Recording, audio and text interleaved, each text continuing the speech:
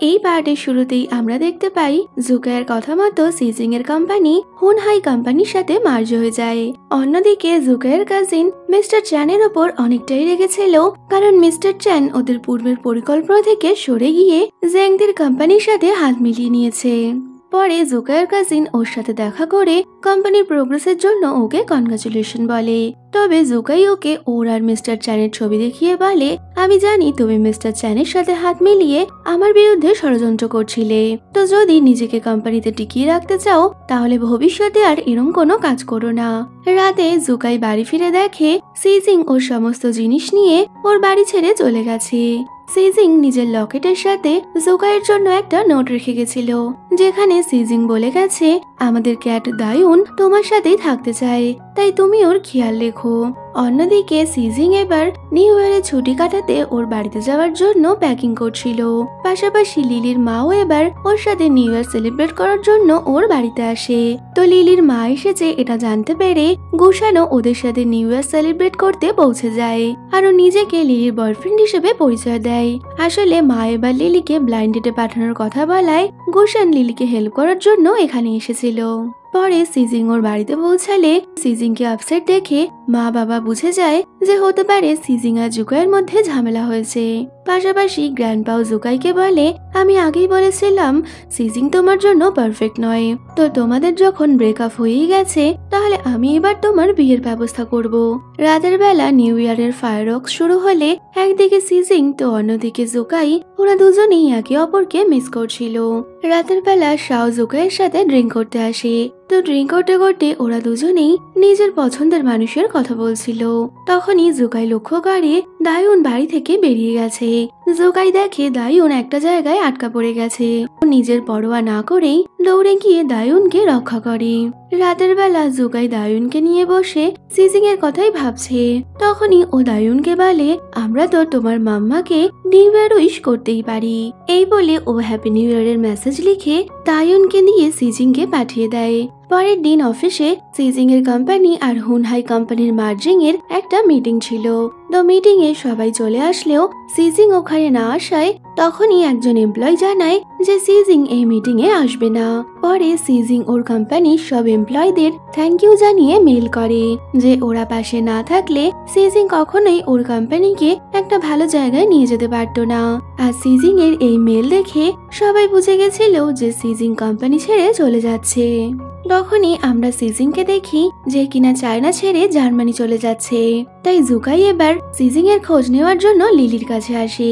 তবে লিলিও জুকাইকে বলে দেয়, আমার মনে হয় তোমার সিজিং এর থেকে দূরে থাকাই ভালো। এই শুনে জুকাই আপসেট হয়ে নিজের অফিসে বসেছিল। তখনই জুকাইয়ের টেবিলে সিজিং এর রেজিগনেশন লেটারটা দেখা যায়। তো এইসব দেখে জুকাই প্রচন্ড ভেঙে পড়েছিল। এমনকি ড্রিঙ্কে অ্যালার্জি থাকার পরেও জুকাই মনের দুঃখে প্রচন্ড ড্রিঙ্ক করে ফেলে, যা দেখে শাওকে সামলানোর চেষ্টা করে। রাতের বেলা জুকাই সিজিং এর দেয়া সেই উইশিং কার্ডের বক্সটা দেখতে পায়, যেখানে সিজিং জুকাইয়ের সাথে নিজের উইশ গুলো লিখেছিল। আর এগুলো দেখে জুকাই এবার আরো আপসেট হয়ে যায়। অন্যদিকে সিজিং জার্মানিতে থাকলেও ওর প্রতিনিয়ত জুকাইয়ের কথাই মনে পড়ছে, তাই ও অনেকটাই আপসেট ছিল। পরে জুকাইকে দেখা যায় ও সিজিং এর কার্ডে লেখা উইশগুলো একা একাই পূরণ করছে। দেখতে দেখতে অনেকটা সময় পেরিয়ে গেলেও জুকাই কোনো মতে সিজিংকে ভুলতে পারছে না। তো অ্যাসিস্ট্যান্ট এটা বুঝতে পেরে ও শাও আর লুকে জুকাইকে দেখিয়ে বলে, এবার তোমাদেরই জুকাইকে সামলাতে হবে। যে কারণে লু আর শাও মিলে জুকাইকে লুয়ের বাড়ি ডেকে পাঠায়। আর ওরা দুজন মিলে এরকম অদ্ভুত ড্রেস পরে জুকাইয়ের মন ভালো করার চেষ্টা করছিল। যদিও জুকাইয়ের তো প্রতিনিয়ত সিজিং এর কথা মনে পড়ায় ও ওখানে বসেই কাঁদতে শুরু করে। অন্যদিকে জার্মানিতে সিজিং ওই চোরটাকে ধরতে ওই ব্যক্তিকে সাহায্য করলে সিজিং এর পরিচয় হয় চায়নার এক ফেমাস ডাক্তার ডক্টর চেংলির সাথে। তো এইভাবে সিজিং চেংলির হেল্প করায় চেংলি ওকে ডিনারে ইনভাইট করে। পরে সিজিং এক ফেমাস প্রফেসর মিস্টার ম্যাং এর সাথে দেখা করতে গেলে ওর ওখানে আবারও চেংলির সাথে দেখা হয়ে যায়। আর চেংলি আবার সিজিংকে ওর সাথে ডিনারে যাওয়ার জন্য রাজি করে নিয়েছিল। অন্যদিকে লুয়ের মায়ের শরীর খারাপ হয়ে গেলে ম্যাং আর লু মাকে দেখার জন্য আসছিল। তবে ম্যাংয়ের মাকে দেখে বোঝা যায় উনি আসলে অসুস্থ নয়, উনি তো ম্যাং আর লুকে এক করার জন্য এমনটা করছে।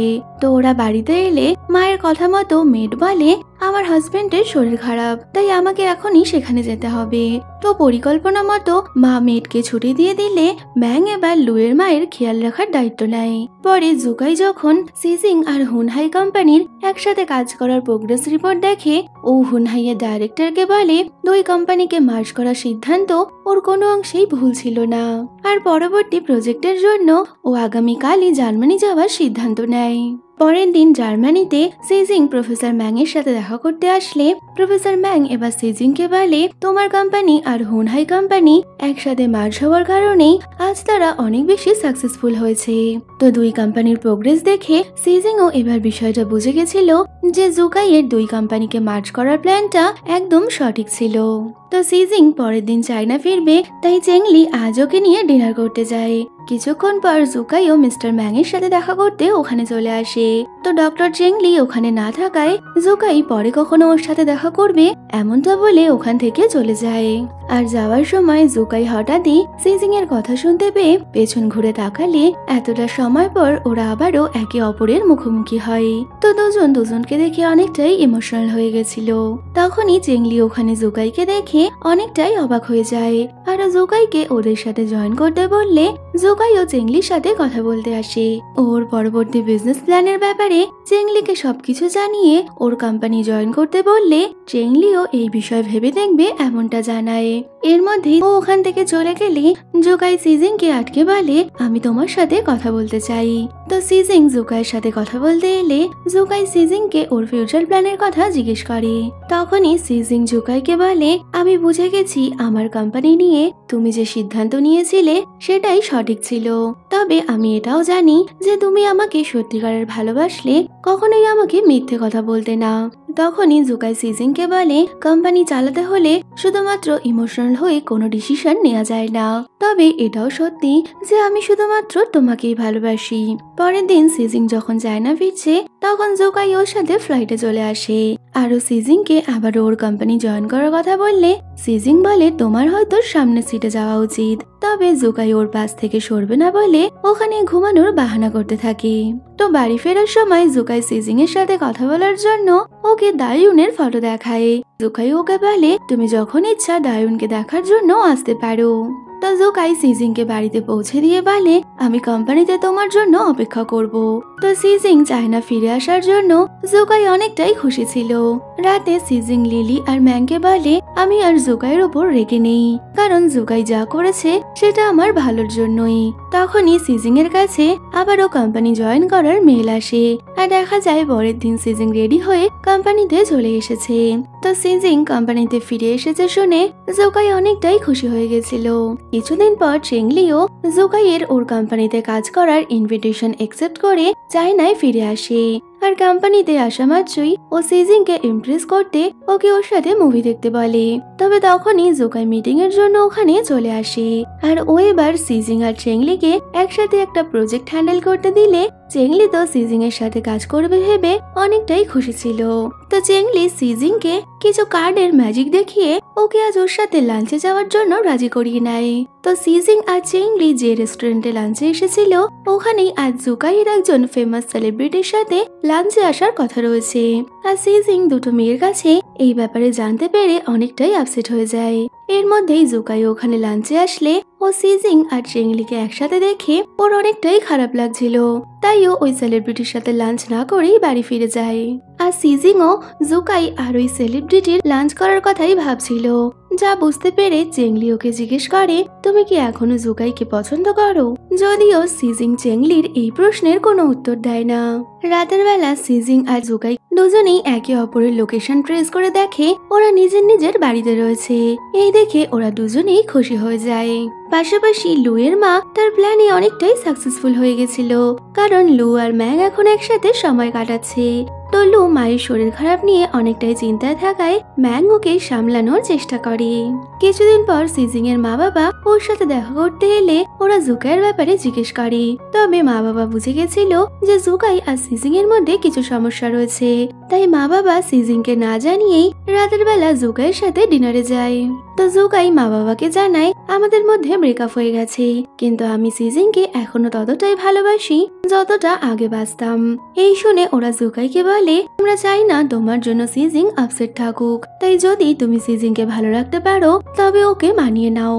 পরে ওরা সিজিং এর সাথে ঘুরতে গেলে তখনই বাবা সিজিং কে বলে আমরা জুকাইয়ের সাথে দেখা করেছিলাম আর জুকাই তোমাকে এখনো ভালোবাসে, আর যদি তুমি ও জুকাইকে ভালোবাসো তবে ওর সাথে যা সমস্যা আছে সেটা মিটিয়ে নাও। এই শুনে সিজিং ওর মা বাবাকে সরি বলে যে এতদিন ওরা জুকাইয়ের ব্রেকআপের ব্যাপারে মা বাবাকে জানায়নি। অন্যদিকে লুকে বাইরে যেতে দেখে মা এবার স্ন্যাক্স খেতে খেতে নিজের কাণ্ড কারখানা ওনার মেয়ের সাথে শেয়ার করছিল। তবে তখনই ম্যাং আর লু আবারও বাড়িতে ফিরে আসায় মা এবার ওদের হাতে ধরা পড়ে যায়। তো মা লুয়ের কাছে সরি চেয়ে বলে আমি আসলে এই সবকিছু তোমাকে আর ম্যাংকে ক্লোজ আনার জন্যই করছিলাম। এই শুনে তো ম্যাং প্রচন্ড লজ্জায় পড়ে ওখান থেকে বেরিয়ে গেলে মা লুকে বলে আরে বলো তুই এখানে দাঁড়িয়ে কি করছিস, তাড়াতাড়ি যা গিয়ে ম্যাংকে ইমপ্রেস কর। যা শুনে লুও এবার ম্যাংয়ের পথ আটকে ওকে জিজ্ঞেস করে আমি শেষবারের মতো তোমাকে জিজ্ঞেস করছি তুমি আমাকে ডেট করতে চাও কিনা। যা শুনে ম্যাংও এবার বলে তুমি অতটাও খারাপ নও যে আমি তোমাকে ডেট করব না। এই বলে ম্যাং ওখান থেকে চলে গেলে লু তো অনেকটাই খুশি হয়ে গেছিল। অন্যদিকে দায়ুনের বার্থডের বাহানায় জুকাই এবার সিজিং কে দায়ুনের বার্থডে পার্টিতে ইনভাইট করে। তো সিজিংও ওখানে আসবে বললে জুকাই তো দায়ুনকে কোলে নিয়ে ডান্স করতে শুরু করে। পরের দিন ওরা দায়ুনের বার্থডে সেলিব্রেট করতে একটা পার্কে আসে, যেখানে জুকাই দায়ুন আর সিজিং দুজনের জন্যই নিজের হাতে কেক বানিয়েছিল। তো সিজিং ওখানে দায়ুনের সাথে খেলছিল, যা দেখে জুকাই ওদের পিকচার ক্লিক করে আর ওরা তিনজন একসাথে অনেকটাই খুশি ছিল। অন্যদিকে মিস্টার চ্যান জেংদির সাথে দেখা করে ওকে ওদের সম্পর্কটা অফিসিয়ালি অ্যানাউন্স করতে বলে, আর সাথে মিস্টার চ্যান জেংদির কোম্পানিটাও নিজের হাতে নিতে চাইছিল। তখনই মিস্টার জু নামে একজন ব্যক্তি মিস্টার চ্যানকে ফোন করে বলে জুকাইয়ের জন্য তার কোম্পানি পুরোপুরি ডুবে গেছে। এই শুনে মিস্টার চ্যান ওই ব্যক্তিকে উস্কানি দিয়ে বলে তাহলে তোমার জুকাইয়ের থেকে বদলা নেওয়া উচিত।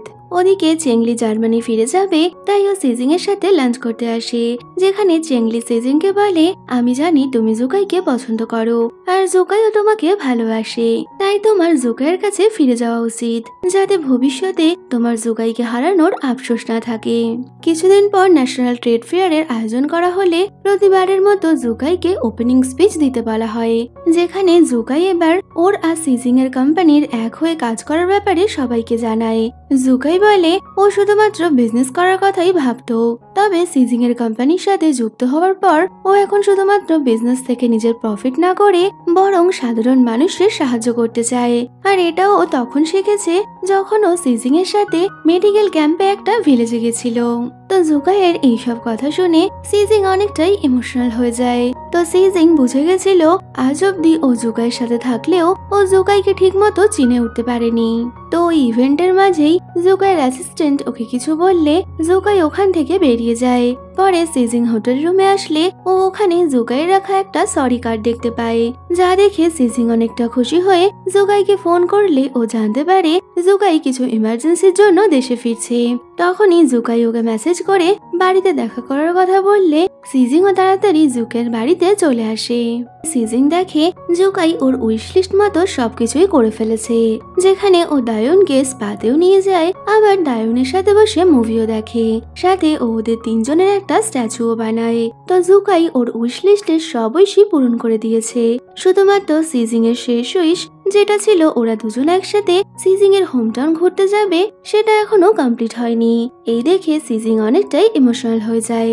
তখনই জুকের বাড়ির ডোরবেল নক হলে সিজিং তাড়াতাড়ি দরজা খোলে, তবে ওখানে জুকাই নয় বরং মিস্টার জাও এসেছিল, যে কিনা জুকাইকে কিডন্যাপ করতে এখানে আসে। তবে জুকাইকে না পেয়ে ও এবার সিজিং কে নিজের সাথে নিয়ে যায়।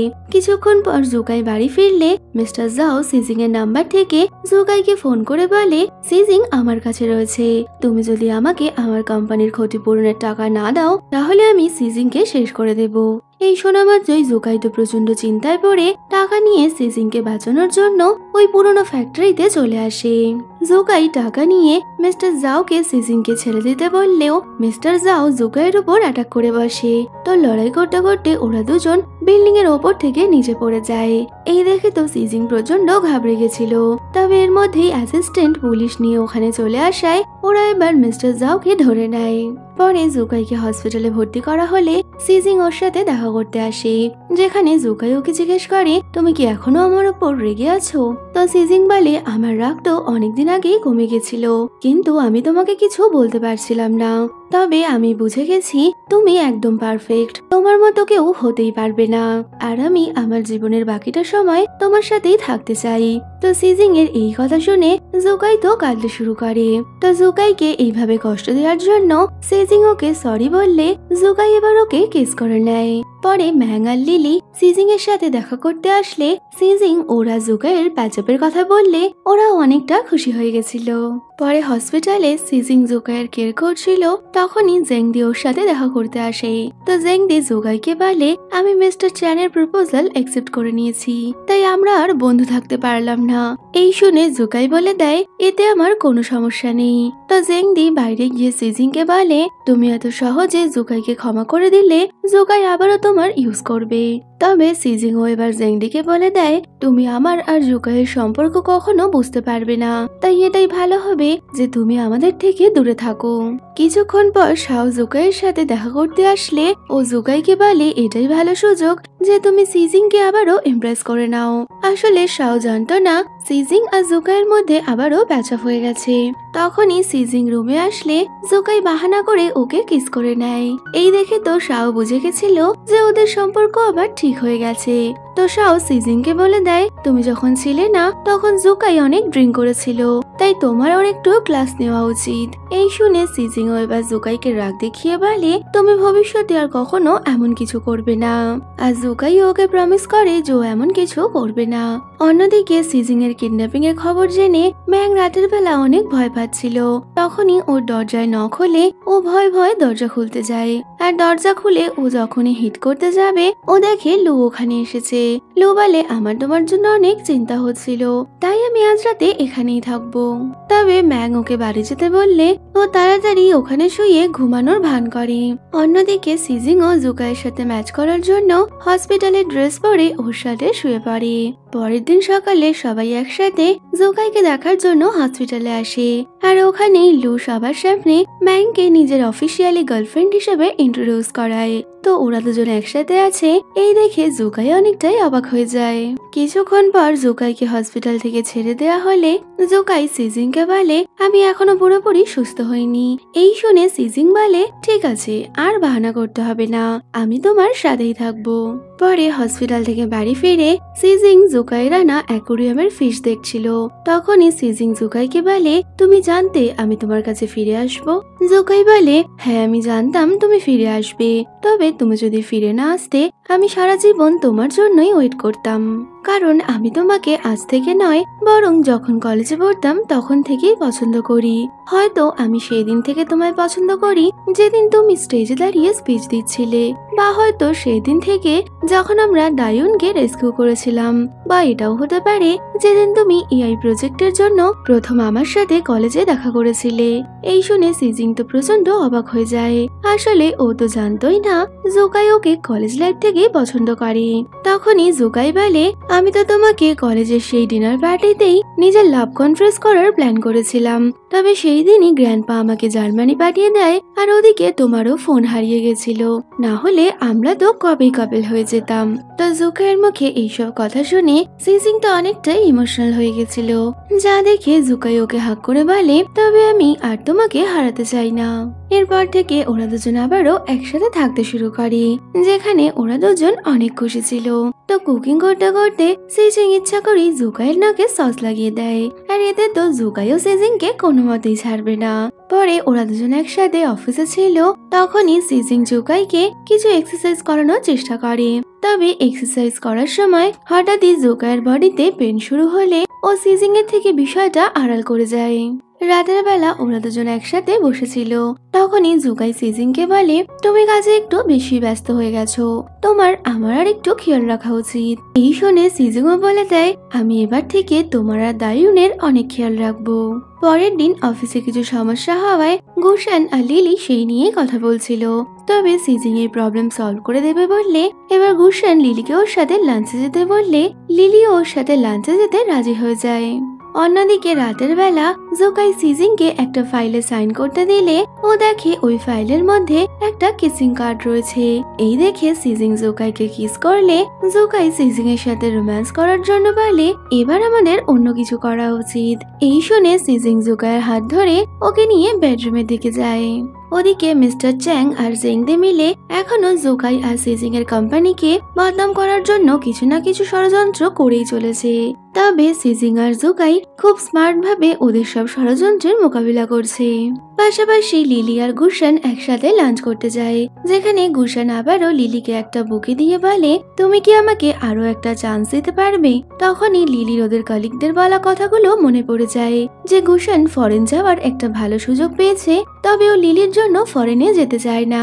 আর এই কথা মনে পড়ার কারণে লিলি গুশানকে পছন্দ করা সত্ত্বেও ওকে রিজেক্ট করে দেয় আর বলে, আমরা শুধুমাত্র ভালো বন্ধু থাকতে পারি।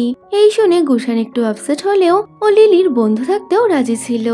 অন্যদিকে ম্যাং এবার ফাইনালি লুকে বলে দেয়, আমি তোমাকে ভালোবাসি। এই শুনে লু অনেকটাই খুশি হয়ে তখনই ম্যাংকে কিস করে নেয়। কিছুদিন পর ওই ফেমাস সেলিব্রিটি জোকাইকে প্রপোজ করার জন্য আবারও ওকে লাঞ্চে ইনভাইট করে। তবে জোকাই এবার সিজিং এর সাথে ওই সেলিব্রিটির পরিচয় করালে জোকাইয়ের গার্লফ্রেন্ড আছে এটা জানতে পেরে সেলিব্রিটি ওখান থেকে চলে যায়। পরে ওরা যখন বাইরে আসে তখনই সিজিং এর একটা গাড়ির সাথে ধাক্কা লাগতো। তবে জোকাই ওকে নিজের দিকে টেনে নিলেও এটা করতে গিয়ে জোকাইয়ের আবারও বডিতে পেন শুরু হয়, যে কারণে সিজিং তাড়াতাড়ি ওকে হসপিটাল নিয়ে যায়। ওখানেই ডাক্তার জানায় জোকাইয়ের একটা ইনজুরি থাকার কারণে সেখানেই কিছু সমস্যা হয়েছে, ওকে তাড়াতাড়ি অপারেশন করাতে হবে। অন্যদিকে কাজিনের অ্যাসিস্ট্যান্ট জোকাইয়ের শরীর খারাপের কথা জানতে পেরে কাজিনকে এই বিষয়ে জানিয়ে বলে, এটাই সুযোগ, আপনি এবার জোকাইয়ের বিরুদ্ধে বড় কোনো পদক্ষেপ নিতে পারেন। রাতের বেলা গ্র্যান্ডপা হসপিটালে জোকাইয়ের সাথে দেখা করতে আসে, যেখানে গ্র্যান্ডপা জোকাইকে বলে, সিজিং যেভাবে তোমার দেখাশোনা করছে আমি জানি তুমি খুব তাড়াতাড়ি সুস্থ হয়ে উঠবে, আর তুমি এখন কোম্পানি নিয়ে চিন্তা করো না, কোম্পানিতে সবকিছু আমি সামলে নেব। তো জোকাই কোম্পানিতে না থাকার কারণে কেউ ওদের কোম্পানির প্রোডাক্টে ফল্ট আছে এমন একটা ভিডিও সোশ্যাল মিডিয়ায় ভাইরাল করে দেয়, যা দেখে সবাই অনেকটাই চিন্তায় পড়ে গেলে সিজিং গুশানকে একটা প্রেস কনফারেন্স করার অর্ডার দেয়। অন্যদিকে একজন শেয়ার হোল্ডার জোকাইয়ের কাজিনের সাথে দেখা করে এই সুযোগেই কোম্পানি টেক ওভার করার কথা বললে কাজিন এমন কিছু করতে রাজি ছিল না। পরে জোকাইকে সার্জারির জন্য নিয়ে যাওয়া হলে সেই সুযোগেই সিজিং প্রেস কনফারেন্সে আসে আরো পুরো প্রেসের সামনে এটা প্রমাণ করে দেয় যে ওদের প্রোডাক্টে কোনো ফল্ট নেই, বরং কি অন্য কেউ ওদের বদনাম করার জন্য এই কাজ করেছে। তো সিজিং এর এই পদক্ষেপে গ্র্যান্ডপাও কোথাও না কোথাও অনেক খুশি হয়ে গেছিল। তবে জেংদি এই প্রেস কনফারেন্স দেখে প্রচন্ড রেগে যায়, কারণ এই সবকিছুর পেছনে জ্যাংদেরই হাত ছিল।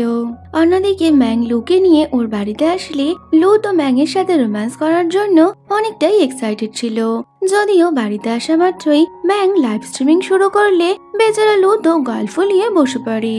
অন্যদিকে জোকাইয়ের সার্জারি কমপ্লিট হয়ে গেলে ও এখন আগের থেকে অনেকটাই ভালো ছিল, সাথে ও সিজিং এর ওই প্রেস কনফারেন্স দেখে অনেকটাই খুশি হয়ে যায়। তো তখনই সিজিং ওকে খাবার খাওয়াতে এলে ও তো সিজিং কে কাছে টেনে কিস করতে যাবে, তবে এর মধ্যেই গ্র্যান্ডপা ওখানে চলে আসলে ওরা দুজনেই তো লজ্জায় পড়ে যায়। আর গ্র্যান্ডপাও ওদেরকে ডিস্টার্ব না করে সময় মতো ওনার বাড়িতে আসতে বলে চলে যায়। তো গ্র্যান্ডপার সাথেই হসপিটালে জোকাইয়ের কাজিনের দেখা হয়, যে কিনা জোকাইকে দেখার জন্য ওখানে এসেছিল। তখনই গ্র্যান্ডপা ওর কাজিনকে বলে, তুমি জোকাইয়ের বিরুদ্ধে যে ষড়যন্ত্র করেছিলে তার সব খবরই আমার কাছে আছে, তবে হ্যাঁ জোকাই আমাকে এই বিষয়ে কিছু বলেনি, তাই আমি আশা করব ভবিষ্যতে তুমি আর জোকাইয়ের সাথে কোনো রকম শত্রুতা না করে বরং একসাথে মিলে কোম্পানি চালাবে। কিছুদিন পর জোকাই সুস্থ হয়ে বাড়ি ফিরে আসে। তো পরের দিন ওরা সবাই বোর্ড মেম্বারদের মিটিং এ আসলে জোকাই সব বোর্ড মেম্বারদের নিজের প্রেজেন্টেশন দেয়। তবে বেশিক্ষণ দাঁড়িয়ে থাকতে ওর অনেক কষ্ট হচ্ছিল, কিন্তু জুকাই নিজের কষ্টকে আড়াল করে সবাইকে নতুন প্রজেক্টে ইনভেস্টমেন্টের জন্য কনভিন্স করানোর চেষ্টা করছে। তো জুকাইয়ের যে দাঁড়িয়ে থাকতে কষ্ট হচ্ছে এটা সিজিং খুব ভালো মতোই বুঝতে পারে।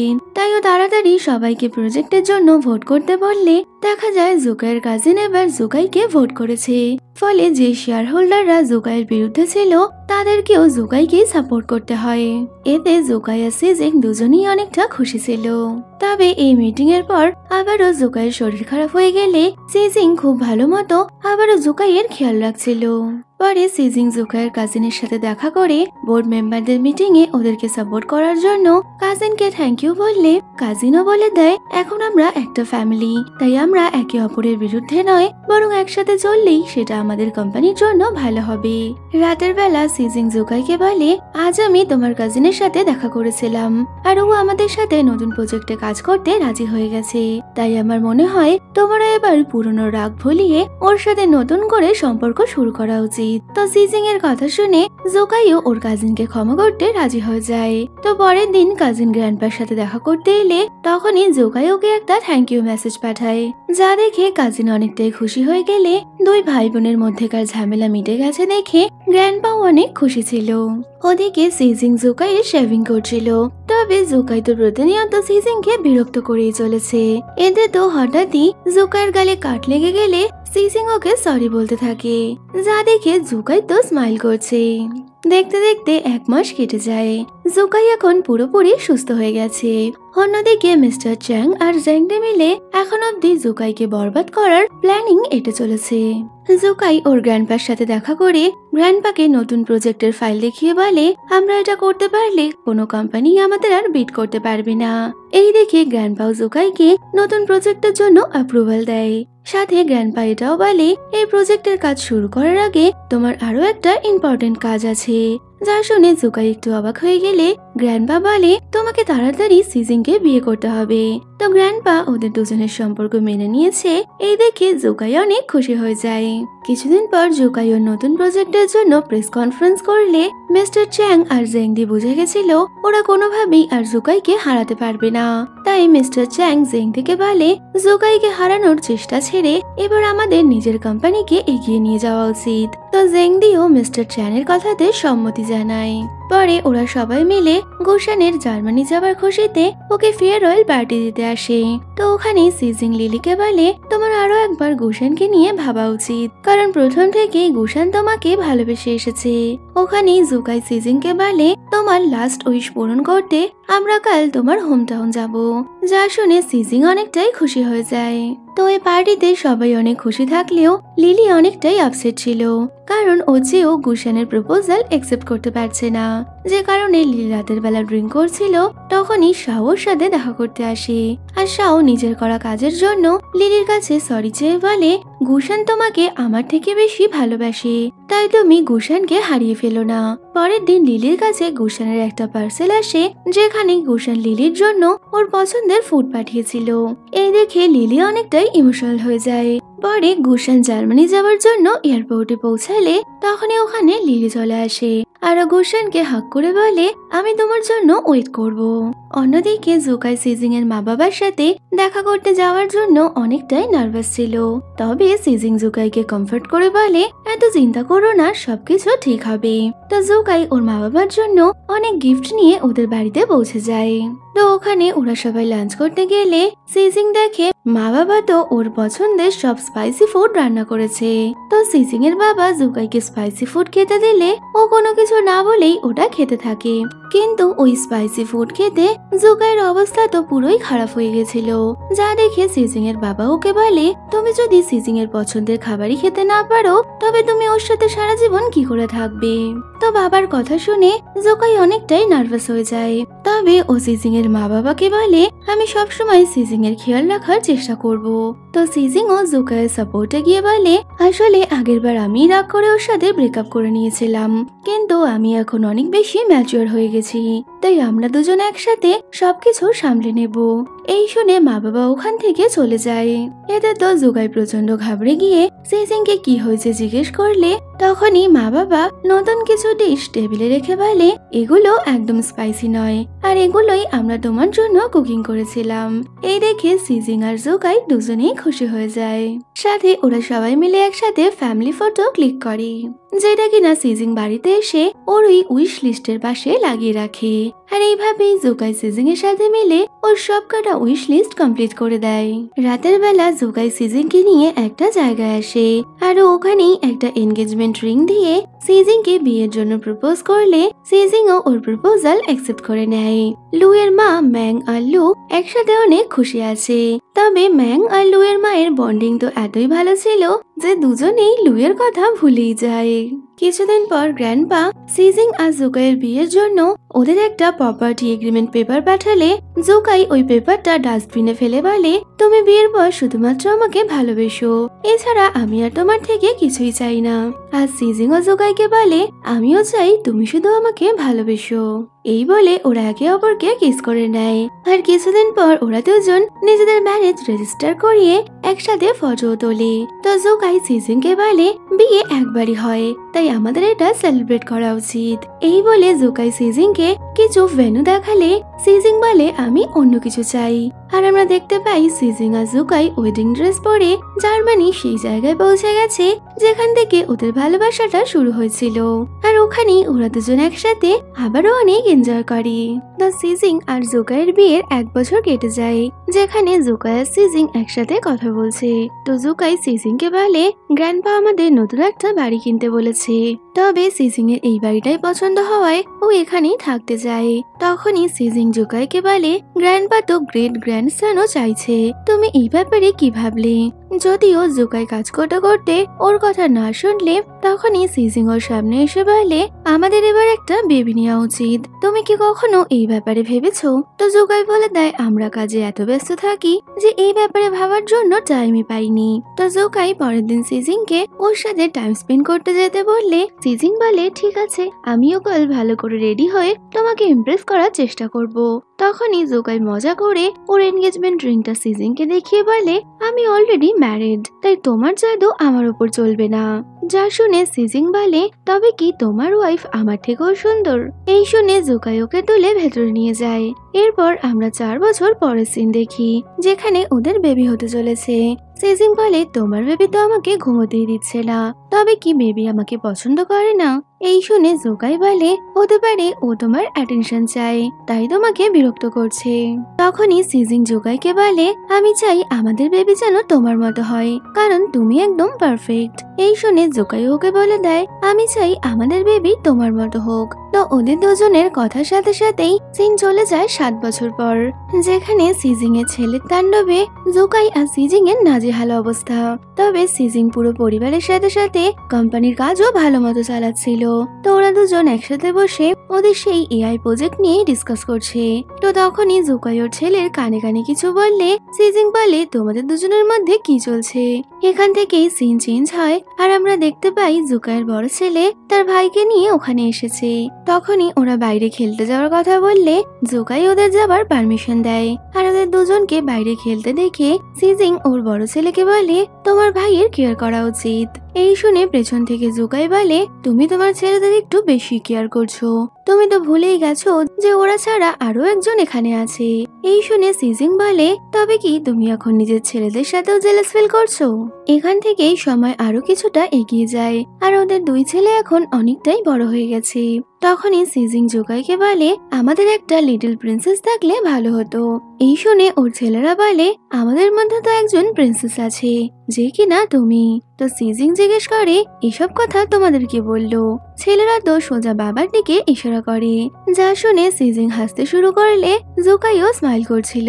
পরে জুকাই সিজিং কে একটা গিফট দিলে সিজিং বলে সময় কত তাড়াতাড়ি না এগিয়ে যায়, দেখতে দেখতে আমরা একদিন বুড়ো হয়ে যাব। তুমি এটা ভুলে যেও না যে তুমি প্রমিস করেছিলে সারা জীবন আমার সাথে থাকবে। তো বয়স হয়ে গেলেও তুমি আমাকে ছেড়ে যেতে পারবে না। এই শুনে জুকাই সিজিং এর হাত ধরলে আবারও সিন পরিবর্তন হয়, আর দেখা যায় সিজিং এবার একাই বসে রয়েছে, যার অর্থ জুকাইয়ের ডেথ হয়ে গেছে। তো একা বসে সিজিং জুকাইয়ের সাথে কাটানো প্রতিটা মুহূর্তের কথাই মনে করছে। আর এখান থেকেই টাইম আবার রিভার্সে চলতে শুরু হয়, আর আমরা সিজিং আর জুকাইয়ের দেখা হওয়ার সেই দিনটা দেখতে পাই, যেখানে জুকাই গাড়ি নিয়ে সিগন্যালে দাঁড়ালে সিজিংও ওর বাইসাইকেল নিয়ে ওখানে এসে দাঁড়ায়। আর জুকাই গাড়ির জানলা দিয়ে সিজিংকে ডাকলে সিজিংও এবার জুকাইয়ের দিকে তাকিয়ে স্মাইল করছিল।